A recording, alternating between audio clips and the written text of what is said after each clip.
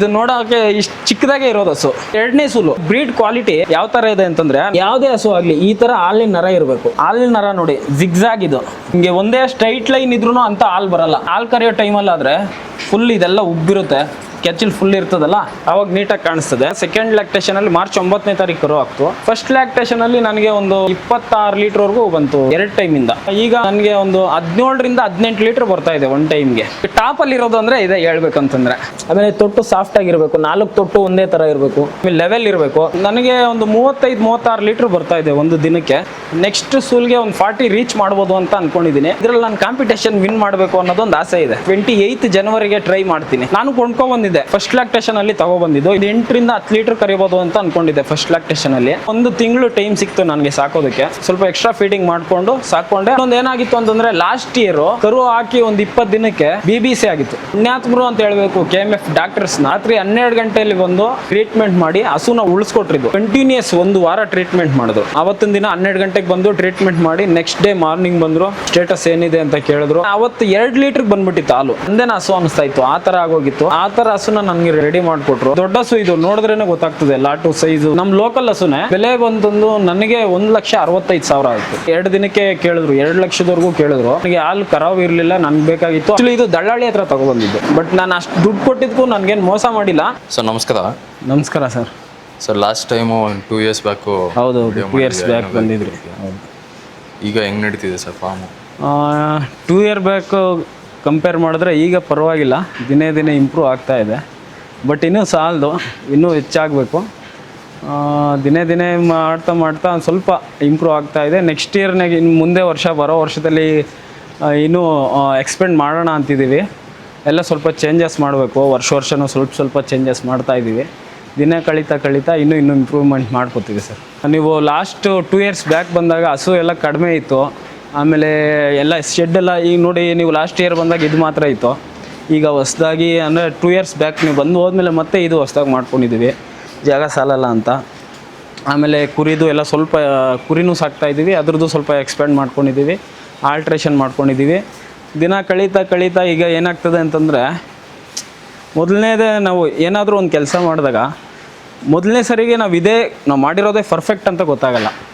ನಮಗೆ ಎಕ್ಸ್ಪೀರಿಯನ್ಸ್ ಆದರೆ ಆವಾಗ ಈ ಥರ ಮಾಡಿದ್ರೆ ಹಿಂಗಾಗ್ತದೆ, ಈ ಥರ ಮಾಡಿದ್ರೆ ಹಿಂಗಾಗ್ತದೆ ಅಂತ ಚೇಂಜಸ್ ಏನು ಮಾಡಬೇಕು ಅದು ಮಾಡಿಫಿಕೇಷನ್ ಮಾಡ್ತಾ ದಿನ ಕಳೀತಾ ಚೇಂಜಸ್ ಮಾಡ್ತಾ ಇದ್ದೀವಿ. ಎಲ್ಲದರಲ್ಲೂ ಅಷ್ಟೇ, ಇದೆ ಅಂತಲ್ಲ, ಹಸುನಲ್ಲೇ ಆಗ್ಬೋದು, ಕುರಿನಲ್ಲೂ ಆಗ್ಬೋದು. ಅದೇನೋ ಹೇಳ್ತಾರಲ್ಲ, ಹಳಬ್ರು ಹೇಳ್ತಾರಲ್ಲ, ಸಮುದ್ರ ಒಳಕ್ಕೆ ಇಳಿದ್ರೇ ಆಳ ಎಷ್ಟಿದೆ ಅಂತ ಗೊತ್ತಾಗೋದು ಅಂತ.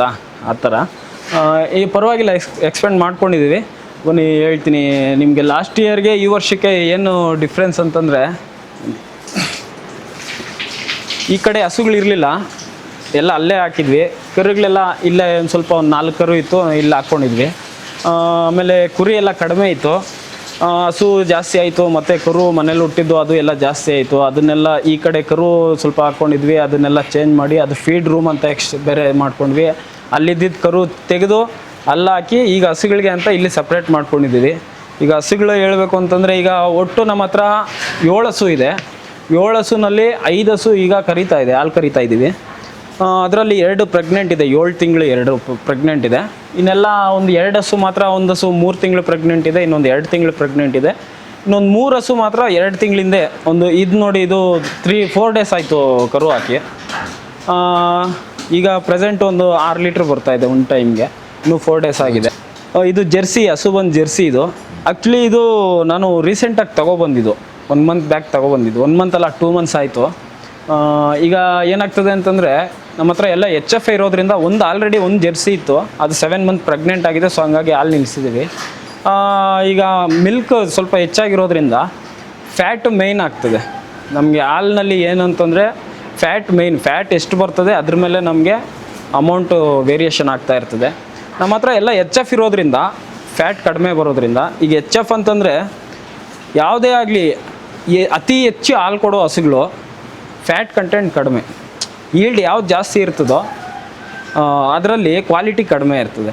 ಹಂಗಾಗಿ ಈಗ ಜೆರ್ಸಿ ಒಂದು ವರ್ಷದಾಗ ತೊಗೊಬಂದಿದ್ವಿ. ಇದು 4 ಡೇಸ್ ಆಯಿತು ಕರು ಹಾಕಿ. ಒಂದು 6 ಲೀಟ್ರು ಟೈಮ್ಗೆ 6 ಲೀಟ್ರ್ ಬರ್ತಾಯಿದೆ. ನನ್ನ ಎಕ್ಸ್ಪೆಕ್ಟೇಷನ್ನು ಒಂದು 10 ಲೀಟ್ರ್ ಕರಿಬೋದು ಅಂತ ಅಂದ್ಕೊಂಡಿದ್ದೀನಿ, 8ರಿಂದ 10 ಲೀಟ್ರು. ನೋಡೋಣ ನನ್ನ ಫೀಡಿಂಗ್ಗೆ ಯಾವ ಥರ ಬರ್ತದೆ ಅಂತ. ಅದೇ ಮನೆಯಲ್ಲ ಇದ್ದಿದ್ದಾದರೆ ನಾನು ಇಷ್ಟೇ 1 ಲೀಟ್ರ್ ಹೆಚ್ಚು ಕಡಿಮೆ ಇಷ್ಟೇ ಬರ್ತದೆ ಅಂತ ಹೇಳ್ತಾ ಇದ್ದೆ. ಬಟ್ ಇದು ಹೊಸ್ದಾಗಿ ತಂದಿರೋದ್ರಿಂದ ಅದು ಗೊತ್ತಿಲ್ಲ ಹಾಲು ಎಷ್ಟು ಬರ್ತದೆ ಅಂತ. ಮ್ಯಾಕ್ಸಿಮಮ್ ಒಂದು 10 ಲೀಟ್ರ್ ಬರ್ಬೋದು ಒಂದು ಟೈಮ್ಗೆ ಅಂತ ಅಂದ್ಕೊಂಡಿದ್ದೀನಿ. ಇನ್ನು ಇದು ಬಂದರೆ ಇದು ಒಂದು 15 ದಿನ ಆಯಿತು ಕರು ಹಾಕಿ. ಈಗ ಒಂದು 10 ಲೀಟ್ರ್ ಬರ್ತಾಯಿದೆ ಒಂದು ಟೈಮ್ಗೆ. ಇದು ಸೆಕೆಂಡ್ ಲ್ಯಾಕ್ಟೇಷನ್. ಫಸ್ಟ್ ಲ್ಯಾಕ್ಟೇಷನಲ್ಲಿ ಒಂದು 35ರಿಂದ 36 ಲೀಟ್ರ್ ಕರೆದಿದೆ ಹಾಲು. ಇದು ಸೆಕೆಂಡ್ ಲ್ಯಾಕ್ಟೇಷನು. ಇದು ನೆಕ್ಸ್ಟು ಬಂದರೆ ಇದು ಹಳೆ ಹಸು. ನಮ್ಮ ಮನೆಗೆಲ್ಲ ಹಳೆ ಹಸು ಇದು. ಇದೊಂಥರ ದೇವ್ರು ಕೊಟ್ಟಿರೋ ವರ ಅಂತ ಹೇಳ್ಬೋದು. ದೇವ್ರು ಕೊಟ್ಟಿರೋದಲ್ಲ, ನಮ್ಮ ಅಂಕಲ್ ಕೊಟ್ಟಿರೋದು ಇದು. ಆ್ಯಕ್ಚುಲಿ ಇದು ನಮ್ಮ ಅಂಕಲ್ ಅವ್ರದ್ದು ಹಸು. ನನ್ನ ಹತ್ರ ಈಗ 3ನೇ ಸೂಲ್ಗೆ ಫಲ ಆಗಿದೆ, 3 ತಿಂಗಳಾಗಿದೆ. ಫಸ್ಟು ನನ್ನ ಹತ್ರ ಬಂದಮೇಲೆ 2 ಕರು ಹಾಕಿತ್ತು. ಅದಾದಮೇಲೆ 1 ಕರು ಹಾಕ್ತು. 1 ಕರು ಈಗ ಅದು ಫಲ ಆಗಿದೆ, ಅದು 3 ತಿಂಗಳು ಫಲ ಆಗಿದೆ. ಲಾಸ್ಟ್ 2 ಇಯರ್ಸ್ ಬ್ಯಾಕ್ ಇದು ಕಾಂಪಿಟೇಷನ್ ಅಂದರೆ 3 ವರ್ಷದಿಂದ ಇದು ಏನೋ ಹಾಲು ಕರೆಯೋ ಸ್ಪರ್ಧೆಗೆ ಭಾಗವಹಿಸ್ತಾ ಇದ್ದೀನಿ ನಾನು. ಮೊದಲನೇ ವರ್ಷ ನನಗೇನು ಅದು ಪ್ರೈಸ್ ಏನು ಬರಲಿಲ್ಲ. I mean 4th 5th 6th ಏನೋ ಬಂತು. 2ನೇ ವರ್ಷ ಸೆಕೆಂಡ್ ಪ್ಲೇಸ್ ಬಂತು. ಉಜ್ನಿ ಹೊಸಳ್ಳಿ ಅಂತ ದೊಡ್ಡಬಳ್ಳಾಪುರ ತಾಲೂಕು ಲೆವೆಲಿಂದ ಮಾಡ್ತಾರೆ. ಅದರಲ್ಲಿ ತಾಲೂಕು ಲೆವೆಲಿಂದ ಉಜ್ನಿ ಹೊಸಳ್ಳಿ ಅಂತ ಗುಂಡುಮಗೆರೆ ರೋಡಲ್ಲಿ ಬರ್ತದೆ ಅದು. ಅಲ್ಲಿ ಮಾಡಿದರು. ಆವತ್ತು ಏನಾಯಿತು ಅಂತಂದರೆ ನಂದು ಏನು ಈಟಿಗೆ ಬಂದು ಒಂದು 2 ಲೀಟ್ರು ಮಿಲ್ಕ್ ಈಲ್ಡ್ ಡೌನ್ ಆಯಿತು. ಇನ್ ಕೇಸ್ ಆ 2 ಲೀಟ್ರ್ ಬಂದಿದ್ದರೆ 100% ನನಗೆ ಫಸ್ಟ್ ಪ್ಲೇಸ್ ಆಗ್ತಾಯಿತ್ತು. ಬಟ್ ಏನೂ ಆಗಲಿಲ್ಲ. ಅದೇನು ನನಗೇನು ಎಫೆಕ್ಟ್ ಏನು ಆಗಲಿಲ್ಲ. 2ನೇ ಪ್ಲೇಸ್ ಬಂತು, ನನಗೆ ಸಮಾಧಾನ ಇದೆ. ಮತ್ತು ಲಾಸ್ಟ್ ಇಯರು ಕಾಂಪಿಟೇಷನ್ಗೆ ಹೋಗಿದ್ವಿ. ಎಷ್ಟು ಲೀಟ್ರ್ ಕರೀತು ಸರ್? ಆವತ್ತು 32 ಲೀಟ್ರ್ ಕರೀತು ಏನು ಒಂದು ದಿನಕ್ಕೆ.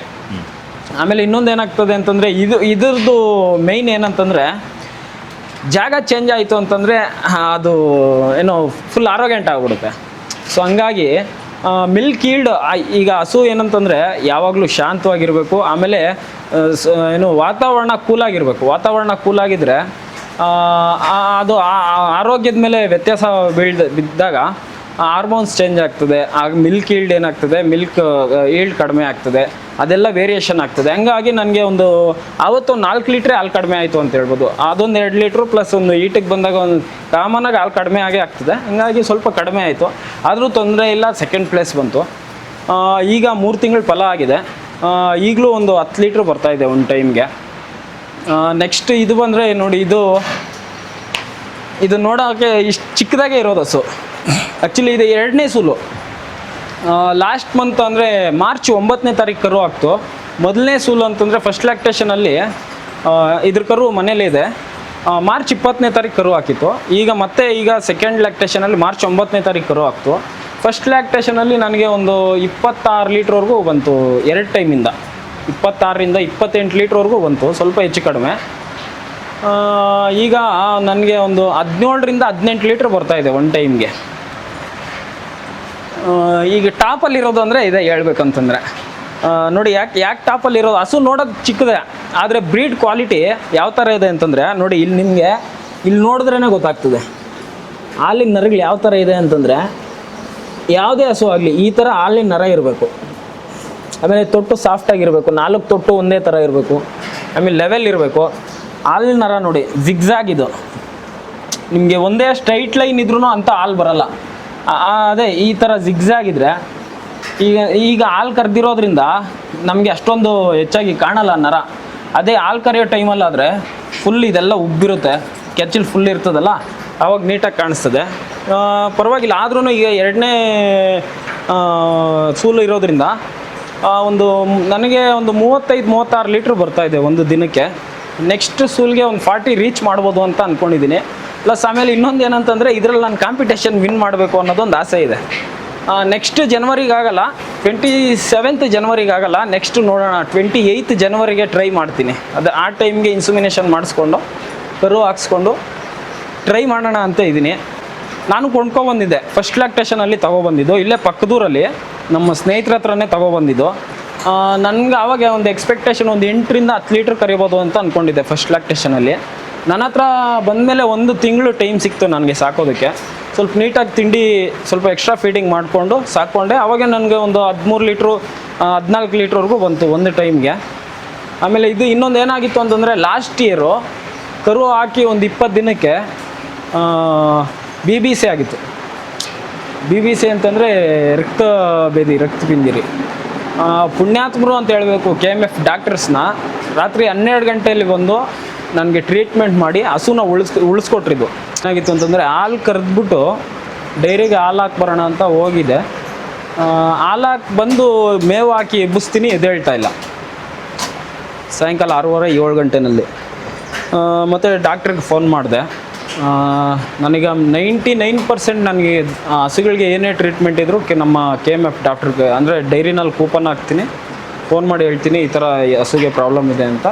ಅವ್ರು ಬಂದು ಟ್ರೀಟ್ಮೆಂಟ್ ಮಾಡ್ತಾರೆ. ಅವತ್ತು ಹಾಗೆ ಫೋನ್ ಮಾಡಿದೆ, ಒಂದು ಸ್ವಲ್ಪ ಟ್ರೀಟ್ಮೆಂಟ್ ಹೇಳಿದ್ರು, ಏನು ಕ್ಯಾಲ್ಶಿಯಮ್ ವೀಕ್ ಆಗಿರ್ತದೆ, ಜೆಲ್ ತಗೊಬಂದು ಕುಡಿಸಿ ಅಂತಂದರು. ಕುಡಿಸ್ದೆ, ಆದರೂ ಎದ್ದೇಳಿಲ್ಲ. ಮತ್ತು ರಾತ್ರಿ 11 ಗಂಟೆಗೆ ಫೋನ್ ಮಾಡಿದ್ರು, ಇಲ್ಲ ಈ ಥರ ಆಗಿದೆ ಅಂತ, ಏನು ಸರಿ ಹೋಗಲಿಲ್ಲ, ಎದ್ದೇಳಿಲ್ಲ ಅನ್ನೋದಕ್ಕೆ ಮಾತ್ರ 12 ಗಂಟೆ ಅಷ್ಟೊತ್ತಿಗೆ ಬಂದರು. 12 ಗಂಟೆಯಲ್ಲಿ ಬಂದು ಟ್ರೀಟ್ಮೆಂಟ್ ಮಾಡಿ ಕಂಟಿನ್ಯೂಸ್ 1 ವಾರ ಟ್ರೀಟ್ಮೆಂಟ್ ಮಾಡಿದ್ರು. ರಾತ್ರಿ ಅಂದರೆ ಅವತ್ತಿನ ದಿನ 12 ಗಂಟೆಗೆ ಬಂದು ಟ್ರೀಟ್ಮೆಂಟ್ ಮಾಡಿ ನೆಕ್ಸ್ಟ್ ಡೇ ಮಾರ್ನಿಂಗ್ ಬಂದರು. ಸ್ಟೇಟಸ್ ಏನಿದೆ ಅಂತ ಕೇಳಿದ್ರು, ಚೆಕ್ ಮಾಡಿದ್ರು, ಮತ್ತೆ ಟ್ರೀಟ್ಮೆಂಟ್ ಮಾಡಿದ್ರು. ಕಂಟಿನ್ಯೂಸ್ ಆಗಿ 1 ವಾರ ಟ್ರೀಟ್ಮೆಂಟ್ ಮಾಡಿ ನನ್ನ ಹಸುನ ಉಳಿಸ್ಕೊಟ್ರು. ಆವಾಗ ಏನಾಗಿತ್ತು ಅಂತಂದರೆ ಅವತ್ತು 2 ಲೀಟ್ರಿಗೆ ಬಂದ್ಬಿಟ್ಟಿತ್ತು ಹಾಲು. ಇದು ಫುಲ್ಲು ಮೂಳೆ ಎಲ್ಲ ಇನ್ನು ಉಬ್ಬು, ಏನು ಹಸು ಹಿಂಗೈತೆ ನಂದೇನ ಹಸು ಅನ್ನಿಸ್ತಾಯಿತ್ತು, ಆ ಥರ ಆಗೋಗಿತ್ತು.